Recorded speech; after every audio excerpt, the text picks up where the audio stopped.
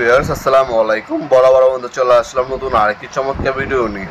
আজকে বিভিন্ন টাইপের আপনাদেরকে আরসিবি ও তারপর এমসিবি এমসিসিবি দেখানোর চেষ্টা করবো। অবশ্যই আমাদের সাথে থাকবেন। বাংলাদেশের সব থেকে ভালো কোয়ালিটির আরসিবি হচ্ছে আপনার চীন কোম্পানির।